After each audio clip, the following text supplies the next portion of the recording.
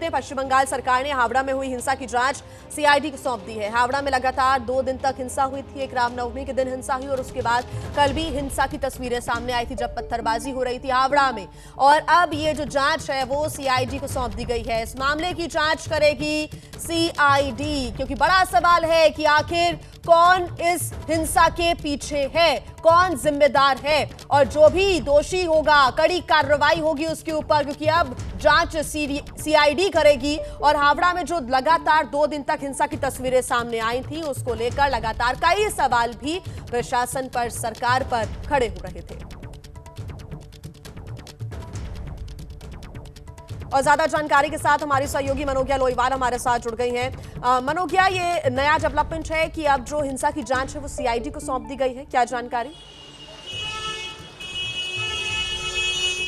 देखिए, अभी तक राज्य सरकार पर जितने सवाल उठ रहे हैं, अब राज्य सरकार ने ये फैसला लिया है कि जो अभी सामान्य तौर पर स्थानीय यानी कि हावड़ा पुलिस जिस तरह की इन्वेस्टिगेशन कर रही थी उसके बाद अब इसको सीधा सीआईडी को दे दिया गया है। यानी कि हावड़ा हिंसा की पूरी तफ्तीश अब सीआईडी करेगी। पश्चिम बंगाल सीआईडी को ये केस ट्रांसफर हो चुका है, हैंडओवर ले लिया है सीआईडी ने। और इस जानकारी के साथ कि अब जितने लोगों को गिरफ्तार किया गया है, करीब 45 से ज्यादा लोग अभी तक गिरफ्तार हैं और उनसे पूछताछ भी जारी है, कोर्ट में भी पेश किया गया है।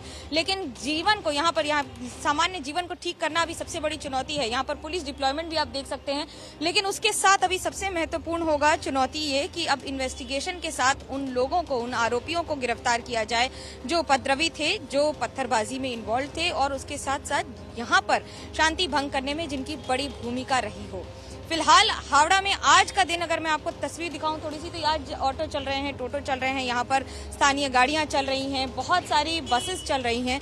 लेकिन उसके साथ साथ जैसे ही अब सीआईडी को केस ट्रांसफर हो जाता है तो केस का महत्व भी बदल जाता है और केस का पर्सपेक्टिव भी बदल जाता है, क्योंकि जो सवाल अभी तक पुलिस पर लग रहे थे, हावड़ा पुलिस पर, हावड़ा कमिश्नरेट पर, कि जिस तरह से जमीनी स्तर पर थोड़ी बेहतर सुविधा हो सकती थी जिसकी वजह से कल के इंसिडेंट को, जो पत्थरबाजी हुई, उसे संभवतः रोका जा सकता था। लेकिन अब राजनीति भी हो रही है और अब सवाल ये भी उठ रहे हैं कि आज देखिए, आपको सुबह 10 बजे का समय हो रखा है, लेकिन बहुत सारी ऐसी दुकानें हैं जो नहीं खुली हैं। कई लोगों ने हमें बताया कि वो बात नहीं करेंगे कैमरा पे, लेकिन वो अपनी दुकानें नहीं खोलेंगे आज, क्योंकि स्थिति दोपहर के बाद से कैसी रहती है उसके आधार पर ही आगे का फैसला लेंगे। बहुत सारे बैंक्स हैं जिनके लिए 1 अप्रैल 31 मार्च बहुत ज्यादा महत्वपूर्ण होता है, लेकिन उसके बावजूद उन्होंने यहाँ पर अपनी दुकानों को, अपने बैंक्स को, अपने स्टोर्स को, अपने चेम्बर्स को बंद रखने का ही फैसला लिया है। बिल्कुल मनोज्ञा, देखिए सियासत इस मामले को लेकर लगातार हो रही है और ममता सरकार पर सीधे सीधे आरोप लगाया जा रहा है विपक्ष की तरफ से।